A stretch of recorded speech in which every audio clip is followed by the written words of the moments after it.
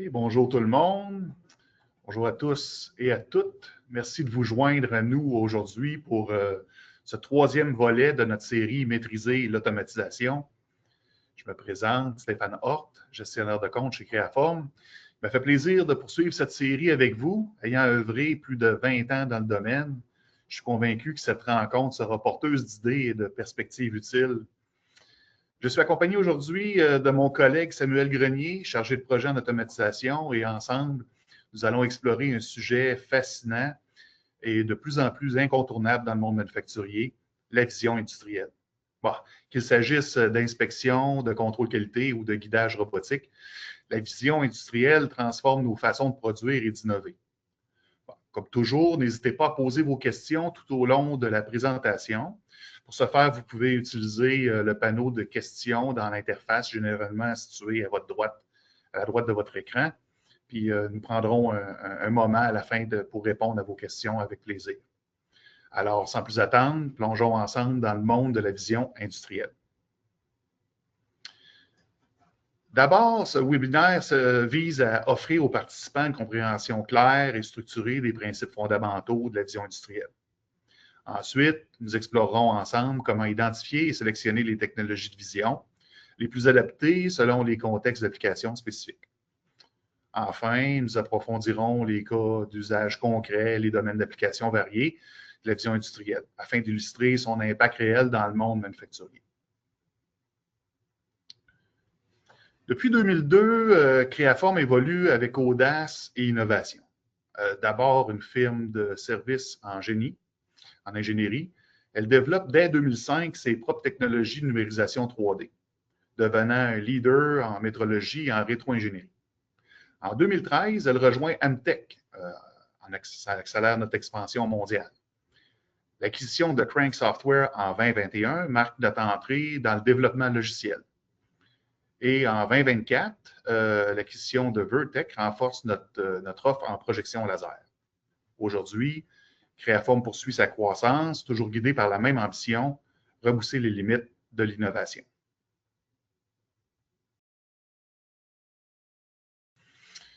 Créaform, c'est plus de 150 experts en ingénierie multidisciplinaire. Notre force, une équipe agile, complémentaire, capable de relever les projets les plus complexes avec précision et savoir-faire. S'adapter à vos besoins, ressources sur demande, renforts ciblés ou mandats clés en main, notre approche est souple, efficace et orientée résultat. Dernièrement, Créaform est certifié ISO 9001, 27001, 14001 et TISAX. Nous assurons une gestion rigoureuse des données, conforme aux exigences des secteurs les plus réglementés. Chez Créaform, on couvre tout le cycle de développement de produits, du design industriel à la mise en production. Nos équipes intègrent UX, UI, ingénierie, mécanique, électrique, automatisation et le génie manufacturier. Notre force, une approche intégrée, fluide et orientée résultat. Nous nous distinguons aussi par notre expertise en simulation numérique. La plus grande équipe au pays avec des solutions avancées en FEA, en CFD, DEM, pour optimiser performance, fiabilité et innovation. Et maintenant, pour entrer dans le cœur du sujet qui nous intéresse aujourd'hui, la vision industrielle, je cède la parole à mon collègue Samuel Grenier, chargé de projet en automatisation. Samuel, à toi. Merci Stéphane. Bonjour à tous. Donc aujourd'hui, on va voir c'est quoi la vision industrielle. On va voir pourquoi la vision industrielle est essentielle aujourd'hui. On va aussi voir un peu c'est quoi le chemin pour implémenter la vision industrielle, comment ça marche, comment faire nos choix. Et on va aussi voir quelques exemples d'applications sur la vision industrielle. Donc on va tout de suite commencer avec qu'est-ce que la vision industrielle. Donc ça, on a une définition un peu plus formelle. Donc, la vision industrielle, c'est une technologie qui permet à des machines de voir, d'interpréter des images pour automatiser des tâches d'inspection, de mesure, de guidage ou de tri. Son objectif principal, c'est vraiment de remplacer ou de compléter l'œil humain dans des tâches qui peuvent être répétitives, demander une grande précision ou être plus difficiles pour un humain, afin d'améliorer la qualité ou la productivité et ou la sécurité d'un processus.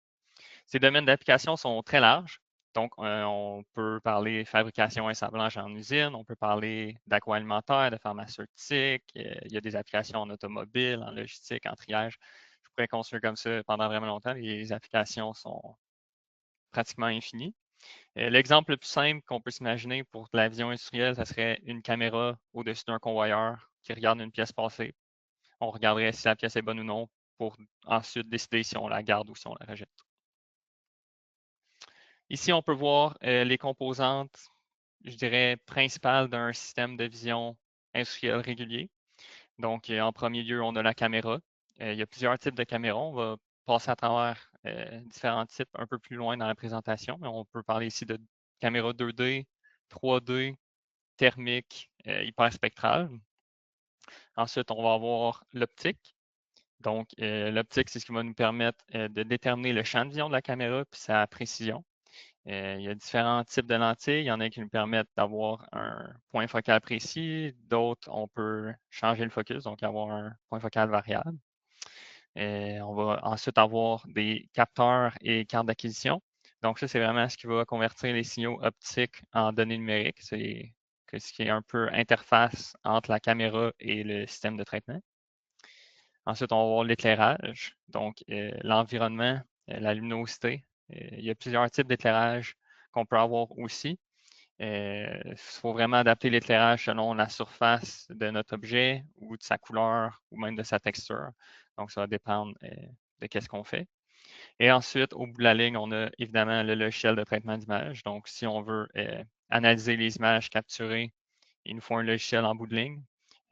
C'est dans ces logiciels-là qu'on va souvent faire des applications comme du filtrage, la détection de contours, la reconnaissance de forme ou même de l'intelligence artificielle maintenant. Donc, on va voir encore un peu plus en détail plus loin dans la présentation qu'est-ce que ça veut dire tout ça. Les différentes approches de la vision industrielle.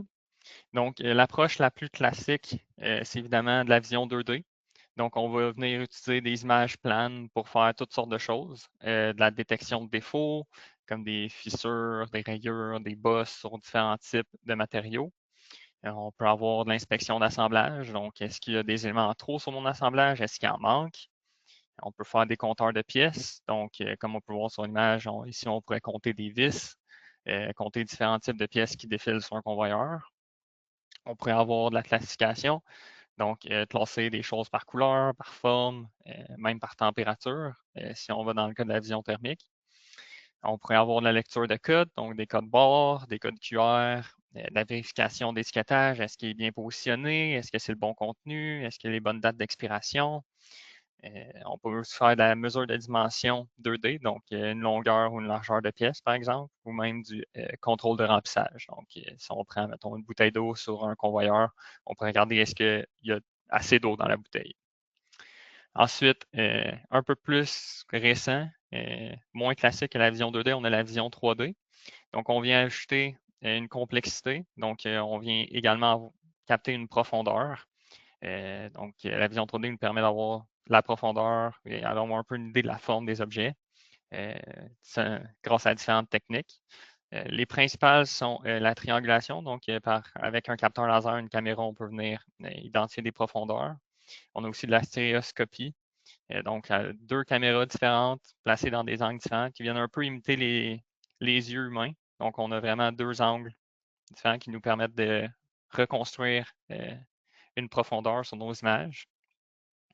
On peut aussi faire de l'acquisition par lumière structurée, donc avoir un motif lumineux, puis en regardant la déformation de ce motif lumineux, on va savoir c'est quoi nos profondeurs dans nos images. Chez Graphom, on a plusieurs différents types de scanners. Puis chacune de ces technologies est représentée dans certains de nos scanners pour ceux qui connaissent nos produits. Puis dans des cas vraiment plus spécifiques, on peut parler de vision hyperspectrale ou thermique, donc détection de chaleur ou défauts invisibles à l'œil nu pour ce qui est de la vision thermique. Puis même analyse chimique ou biologique pour ce qui est de la vision hyperspectrale, mais c'est vraiment des cas plus spécifiques. Donc, si on voit un peu le flow d'un fonctionnement de base pour la vision industrielle, donc les étapes clés du processus. Donc, en premier lieu, il faut faire la capture, donc acquérir notre image ou notre flux vidéo. Ensuite, on va souvent venir faire un pré-traitement sur cette capture-là. Donc, ajouter des filtres pour nous permettre de nettoyer ou d'améliorer la qualité d'image. Donc, on peut faire du filtrage, on peut faire de la suppression de bruit, on peut faire un saillage. Ça va vraiment dépendre des scénarios. Ensuite, on va venir analyser notre image. Donc, c'est là que notre algorithme va venir identifier les caractéristiques spécifiques qu'on a identifiées, comme la forme, la couleur ou une dimension. Et ensuite, à la fin de la ligne, on va vraiment avoir la décision. Donc, est-ce que l'objet est accepté ou rejeté, ou même orienté vers une autre étape, dépendamment des applications. Donc, pourquoi la vision industrielle? La vision industrielle, c'est au service de la qualité. Donc, ça nous permet de faire des inspections précises et constantes. Un système industriel, ça permet vraiment de faire une inspection qui est continue, uniforme. Il ne se fatigue pas, puis il n'y a pas vraiment de variation humaine inclus dans l'équation. Il permet de détecter des défauts qui sont invisibles à l'œil nu. Donc, avec des caméras vraiment plus haute résolution, on peut, puis certains algorithmes avancés, c'est possible d'aller repérer des choses comme des micro-fissures, des défauts dans des textures, puis des mini-erreurs de positionnement qui seraient beaucoup plus difficiles à détecter par un humain. Également, réduction des erreurs humaines. Donc, l'automatisation de l'inspection, ça élimine les biais et les oublis qui peuvent être liés à de la vigilance humaine. Ça permet également un contrôle de qualité en temps réel. Donc, on n'a plus besoin nécessairement de retirer notre pièce de notre convoyeur, l'amener dans une salle pour faire un contrôle qualité dessus. Tout simplement en plaçant une caméra au-dessus d'un convoyeur, on peut aller chercher des défauts, les détecter immédiatement, puis réagir directement à cette analyse-là.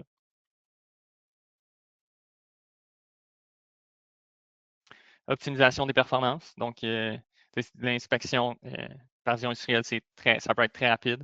On peut faire des centaines de pièces par minute sans interruption, contrairement à ce qu'on pourrait faire anciennement. Réduction des temps d'arrêt. Donc, en détectant des défauts ou des anomalies en temps réel, ça nous permet souvent d'éviter certains arrêts qui pourraient être causés par une pièce qui bloque plus loin dans une machine parce qu'elle était non conforme. Ça permet d'automatiser des tâches très répétitives. Donc, si quelqu'un aurait à regarder toujours la même pièce, le même petit coin sur la même pièce, ça permet un peu de remplacer cette personne-là puis lui permettre de faire une tâche à valeur ajoutée qui serait plus grande. Amélioration du rendement global également, donc moins de rejets en fin de ligne, meilleure cadence de production. Ça permet également de faire la traçabilité et vérifier une certaine conformité. Donc, avec chaque image capturée, on peut les enregistrer, puis on peut leur donner un horodatage, un identifiant de l'eau, toutes sortes de métadonnées qui facilitent vraiment certains audits ou même des analyses post-production qu'on pourrait vouloir faire avec nos pièces. Également, si on a plusieurs systèmes de vision sur une même chaîne, c'est possible de faire un suivi du produit tout au long du processus. Donc, toutes les images qui seraient prises du même produit seraient rattachées à ce produit-là. Donc, on pourrait voir un peu son évolution au fil de la chaîne. Et également, ça aide à vérifier la conformité à certaines normes industrielles en détectant les écarts ou les défauts.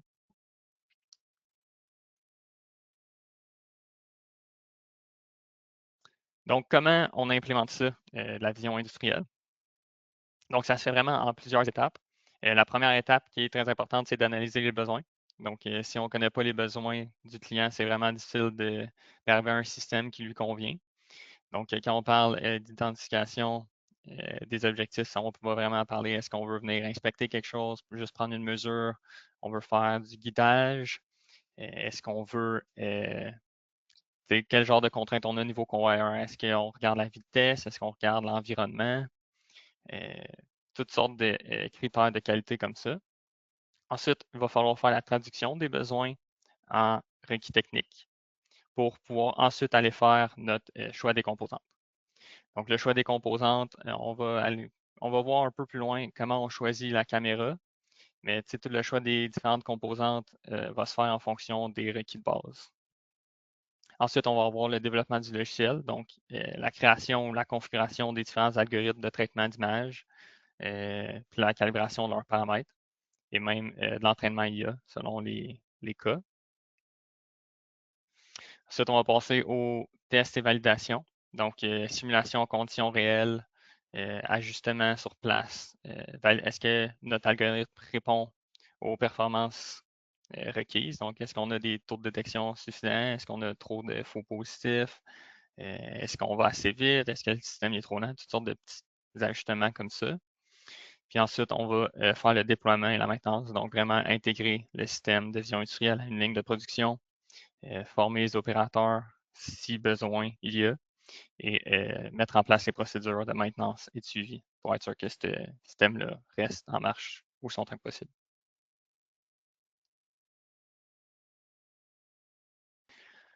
Donc, pour choisir la caméra, il y a vraiment plusieurs choses à regarder. Donc, la résolution, c'est un des critères. Donc, plus elle est élevée, plus les détails sont visibles. Moins elle est, moins ils sont visibles. Mais c'est souvent en contrepartie, plus ton image est lourde, plus elle est dure à traiter et vice-versa. Donc, il faut toujours trouver la bonne balance selon l'application. Vitesse d'acquisition. Donc, si tu as une ligne de convoyeur à très grande vitesse, il va te falloir une vitesse d'acquisition très rapide. Si tu n'as pas besoin de ça, tu vas avec une caméra qui a une vitesse d'acquisition moins rapide, évidemment. C'est toujours plus les performances hautes, plus le coût de la caméra est élevé et vice-versa. Quel type de capteur tu pourrais avoir de besoin? Donc, est-ce que tu as besoin de couleur? Est-ce que monochrome, c'est suffisant? Euh, c'est quoi tes besoins énergétiques de ta caméra? C'est toutes sortes de petites choses à regarder. L'interface, comment raccorder ta caméra à ton ordinateur. Adaptation à l'environnement. Donc, c'est quoi la température dans ton environnement? Est-ce qu'il faut renforcer la caméra pour un milieu chaud ou froid ou est-ce qu'une caméra standard suffit? Vibration et poussière. Dans les milieux industriels, on a très souvent de la poussière ou de la vibration, donc c'est important d'avoir un setup qui permet une opération dans ce genre de milieu-là. Et l'éclairage ambiant, donc est-ce qu'on a besoin d'avoir un éclairage plus contrôlé pour éviter certains reflets ou ombres? Est-ce qu'on a des variations dans notre environnement qui pourraient nuire à la qualité de nos images? Donc, c'est vraiment plein de petites choses qu'il faut regarder avant et pendant qu'on choisit la caméra pour s'assurer d'avoir des images qui sont utilisables par la suite. Ensuite, on va développer le traitement d'image. Donc, ici, on voit un traitement d'image qui est plus classique. Donc, la série bullet point qui est en haut, c'est vraiment comme les premières opérations qu'on ferait, qui seraient un peu plus liées au pré-traitement que je parlais au début de la présentation. Donc, on a des filtres. C'est vraiment des techniques qui nous permettent d'améliorer ou de modifier l'image. On peut faire de la réduction de bruit, on peut ajouter des contrastes, on peut faire du lissage, plein de petites opérations pour juste améliorer l'image avant d'effectuer un traitement plus complet dessus. On peut avoir du seuillage, donc transformer une image en zone binaire selon un certain seuil. Donc, avoir une image, par exemple, monochrome, qui sera en noir et blanc, en teinte de gris, et la transformer en image en noir et blanc selon un seuil. On pourrait faire de la détection de contours, on pourrait faire de la morphologie, on pourrait faire de la segmentation. Donc, tout plein de techniques qui nous permettent un peu d'isoler certains pixels de notre image ou d'améliorer le rendu de l'image en général pour ensuite aller appliquer des algorithmes un peu plus compliqués.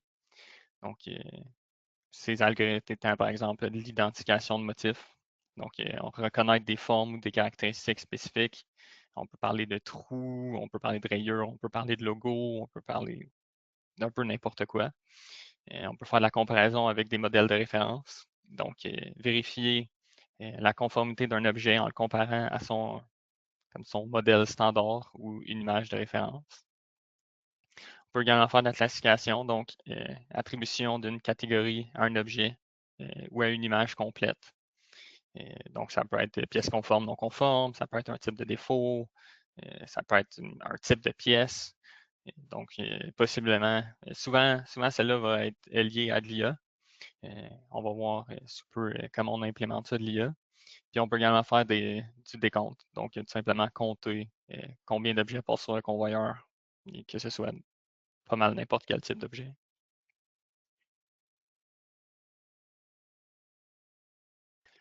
Donc, traitement d'image plus moderne. Donc, c'est là qu'on va justement parler un peu plus de c'est quoi que ça implique implémenter de l'IA. Aujourd'hui, c'est maintenant possible d'utiliser des réseaux de neurones convolutifs pour détecter des défauts plus complexes à partir d'ensembles de données montés au préalable. C'est sûr que l'IA a beaucoup d'avantages, mais ça permet une inspection qui est beaucoup plus robuste dans des environnements plus variables. Donc, on est moins affecté avec des algorithmes d'IA par les changements de lumière dans l'environnement, par exemple. Euh, Également, elle a une capacité à apprendre des nouveaux défaux. Donc, tu peux apprendre pas mal n'importe quelle sorte de défaut à une intelligence artificielle, puis elle va être capable de te l'identifier. Le seul problème, c'est que c'est plus difficile à entraîner. Donc, la complexité d'intégration euh, d'un algorithme par intelligence artificielle demande quelques étapes supplémentaires. Puis l'autre désavantage, c'est que tu n'auras jamais vraiment un niveau de fiabilité à 100% avec une intelligence artificielle. Tu peux atteindre un 99,99%, mais le 100%, tu ne l'auras jamais complètement. C'est le genre d'application, l'intelligence artificielle, c'est le genre de système qui répond très bien à des applications comme un tri de fruits selon leur maturité, par exemple. Donc, différentes formes, euh, différentes couleurs, mais ça serait difficile avec des techniques plus classiques de dire 100%, ça c'est un oui, ça c'est un non. L'intelligence artificielle est vraiment meilleure dans ce genre de scénario-là. Les étapes à considérer quand tu veux implémenter de l'intelligence artificielle en vision industrielle, ça commence également avec la définition des objectifs. Euh, là où ça commence à changer, c'est à l'étape 2, donc la collecte de données. C'est important d'avoir beaucoup de photos quand on fait de l'intelligence artificielle et des images qui représentent les conditions réelles. Ensuite, il faut annoter toutes ces photos-là, donc mettre des encadrés sur les défauts, sur les zones d'intérêt, sur les différents objets qu'on veut faire apprendre à notre intelligence artificielle. Ensuite, il faut nettoyer et équilibrer ce jeu de données-là. Donc, vraiment avoir de quoi qui est représentatif puis qui ne penche pas trop d'un côté. Par exemple, si on trie des pommes et des poires, on ne veut pas un set de données qui est 4 cinquièmes de pommes puis 1 cinquième de poire. On veut de quoi qui est un peu plus balancé que ça.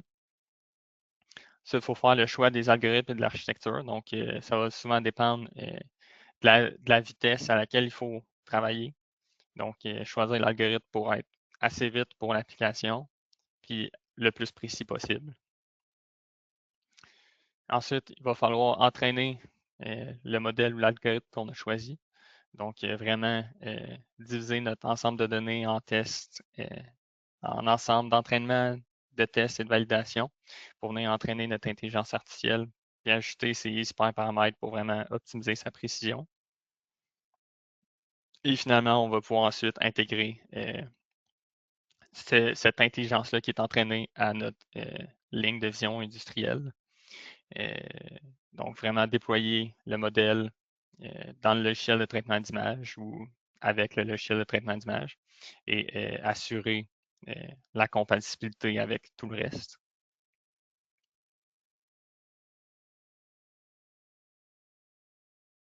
La vision industrielle amène beaucoup de défis, évidemment.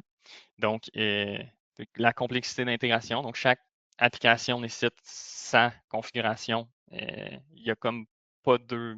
C'est rare que c'est la même réponse pour deux applications où les réponses se ressemblent, mais il faut quand même les implémenter différemment.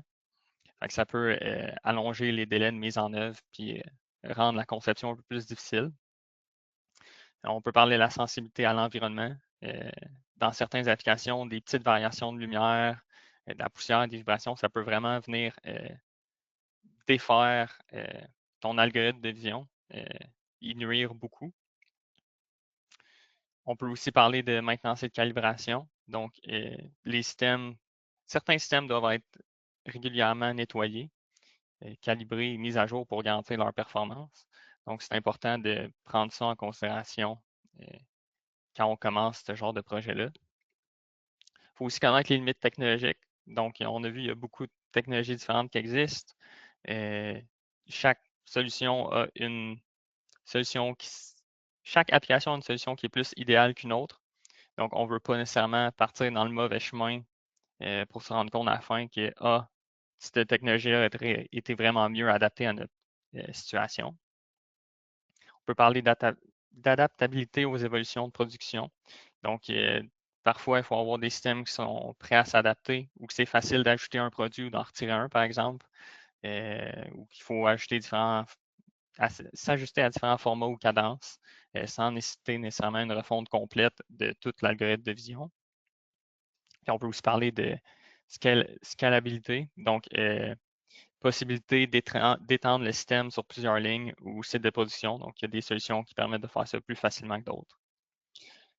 La mise en place d'une solution de vision industrielle, ça comprend vraiment plusieurs défis techniques et même organisationnels à certains points.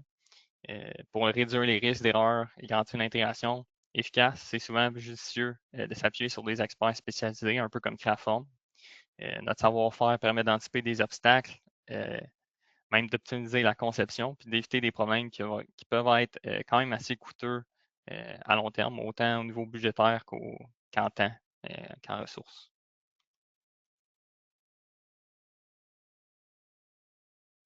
Donc, il y a quelques exemples d'applications concrètes. Donc, ici, on a, je dirais, ce qui est le plus basique des exemples. Donc, du contrôle qualité sur une pièce de métal, diverses pièces de métal. Donc, ici, on vient vraiment juste prendre une image monochrome dans ce cas-ci. On vient détecter des défauts. Donc, en haut de l'image, on peut voir des graphings. Au milieu, on peut voir comme des taches. Puis en bas, on aurait comme des surfaces piquées. Donc, c'est différents types de défauts qui peuvent surgir sur des plaques métalliques qui sont possibles de détecter grâce à la vision industrielle. Également, petit point à noter, dans ce cas-ci, on peut utiliser un traitement d'image mixte si on veut vraiment traiter tous ces défauts-là en même temps. Donc, pour avoir certains défauts qui seraient traités par de la vision plus conventionnelle, donc les petits algorithmes qu'on voyait au début, puis les défauts plus compliqués, on pourrait venir les traiter par intelligence artificielle. Donc, deuxième application, classification d'objets. Donc, ici, on a un exemple de l'algorithme YOLO, You Only Look Once. Donc, c'est un algorithme qui nous permet de venir identifier des objets avec une boîte de confiance et un seuil de confiance.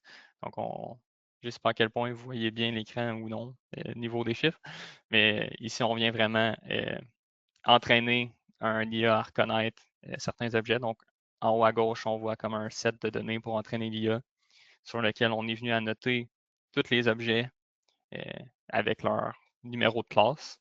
On feed ça à l'IA et ensuite l'IA, une fois qu'il a été entraîné assez longtemps avec assez de photos, va pouvoir venir dire avec une nouvelle image, ah, ici je reconnais un livre, le cube ou le crayon que j'ai été entraîné à reconnaître. Donc, je vais renvoyer la parole à Stéphane pour la suite.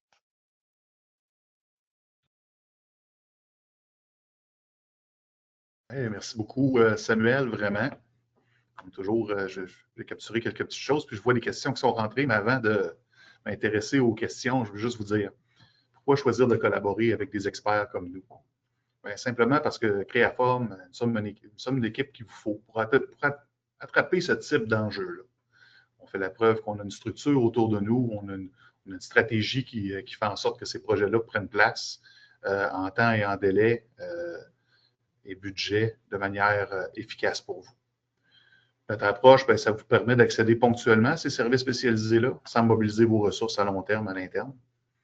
Vous pouvez accélérer vos projets grâce à des experts disponibles rapidement. Laissez vos équipes se concentrer là où elles apportent le plus de valeur. Et surtout, réduire les risques en vous appuyant sur notre expertise. En collaborant avec nous, bien, vous gagnez en efficacité, en tranquillité d'esprit, puis en assurance que vos équipements répondent aux plus hauts standards. Je vous invite à nous communiquer lorsque vous avez ce type de challenge devant vous. C'est de ça qu'on a envie. C'est ça qu'on réalise le mieux. J'en profite aussi pour vous faire une petite invitation. 27 novembre prochain, on fait un nouveau webinaire. On va s'intéresser cette fois-ci aux équipements vieillissants. Pas mal intéressant, je pense. Question maintenant, si tu me permets, Samuel, je vais m'adresser à toi. clairement, il y a un petit morceau ici que je ne serais pas trop sûr de comment y répondre. Combien d'images seraient requises pour entraîner mon IA sur un système de vision? C'est très variable. J'ai règle du pouce. Il faut avoir un certain nombre d'images par défaut. Puis on essaie d'avoir la bonne balance. Donc, si on a, par exemple, 3 défauts, on va essayer d'avoir le même nombre d'images pour les 3 défauts. On peut parler de peut-être 10 000 images, donc environ 6 000 pour faire l'entraînement, puis en garder quelques-unes pour faire la validation et la phase de test. Également, c'est à noter que avec moins d'images, c'est aussi possible de faire quelque chose qu'on appelle du data augmentation. Donc, c'est un peu ça qu'on voyait sur ma dernière slide de PowerPoint, si je reviens quelque peu en arrière. Donc, en haut à gauche, on voit qu'il y a des rotations dans les images, les saturations changent. Donc, avec la même photo, je peux produire d'autres photos que l'IA pourra également utiliser pour s'entraîner et devenir meilleur dans différents environnements. OK. Merci. Question plus facile, je pense, parce que tu y as répondu partiellement. Est-ce que je peux utiliser un système de vision dans un environnement alimentaire? La personne a écrit 5 degrés Celsius. Ton commentaire là-dessus, peut-être? Donc, il est pas mal possible de s'adapter à n'importe quel type de milieu. Ça va vraiment dépendre de l'application. Mais il y a des caméras qui existent pour s'adapter à ces différents milieux-là. Sinon, il est toujours possible de prendre un autre type de caméra et d'adapter l'extérieur, l'autour de la caméra pour qu'elle puisse s'adapter à peu près n'importe quel type d'environnement. Okay. Oui, ici, il y a une question. On a-tu l'intérêt dans. Oui, ils ont un système installé depuis une dizaine d'années. Est-ce que Créaform est en mesure de nous aider pour une mise à jour ou une réindustrialisation? C'est ça la question. Là, c'est ma première pensée, ça serait oui. Là, c'est sûr que ça serait de nous contacter pour qu'on puisse avoir des rencontres ensemble, qu'on puisse discuter c'est quoi l'application, puis vers quoi on voudrait la faire évoluer. Mais c'est sûr qu'on touche un peu à tout, on peut faire un peu de tout. Donc, mon premier réflexe, ça serait de dire oui. Ça serait de justement prendre le Regardez temps l'application. avec Stéphane ou moi de nous écrire un mot, puis on pourrait regarder l'application ensemble. Ouais, merci, Samuel. Oui, OK, j'en ai une ici de. À quoi je peux m'attendre? OK, à quoi je peux m'attendre en termes d'échéancier? Ça, c'est souvent une question qui peut m'être posée, là, mais tu es là, j'aimerais ça que tu y répondes. La mise en place d'un projet de vision. Oui, donc ça aussi, c'est assez variable. Donc, on va avoir différents types de systèmes. Si on parle d'intelligence artificielle, ça va être une implémentation beaucoup plus longue, juste à cause qu'il faut justement aller chercher un set de données, la noter, l'entraîner. Donc, ça devient beaucoup plus long comme processus versus un système plus régulier de vision où on fait juste regarder une dimension, par exemple, qui peut être implémentée en quelques semaines. Donc, je dirais que le temps d'implémentation peut varier de quelques semaines à quelques mois. Ça va vraiment dépendre de la grosseur de l'application à implémenter. Il y a plusieurs facteurs qui influencent ça, en effet. Ouais. Merci, Samuel. Écoute, je n'ai pas d'autres questions pour tout de suite, mais on partage nos informations présentement sur l'écran. N'hésitez pas à nous rejoindre. Ne manquez pas notre rendez-vous le 27 novembre. Je vous remercie beaucoup de vous être joints à nous. Samuel, un petit mot avant de terminer de ton côté. J'espère que vous allez pouvoir faire affaire avec nous et justement découvrir un peu plus. Si vous avez des questions par rapport à vos applications, si vous avez juste une idée de peut-être que ça pourrait être applicable à nous, contactez-nous, ça va nous faire un plaisir d'en discuter avec vous. Merci à tout le monde d'avoir pris le temps ce midi. Merci, bon jeudi, bon Halloween.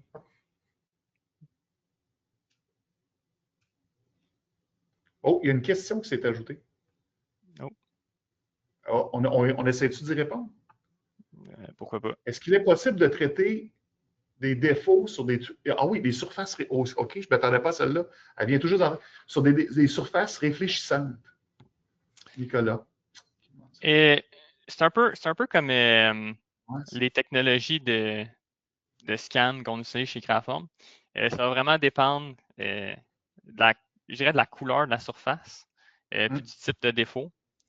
C'est sûr qu'il n'y a pas toutes types de caméras ou tous les types de façons d'acquérir le data qui vont marcher sur des surfaces très réfléchissantes.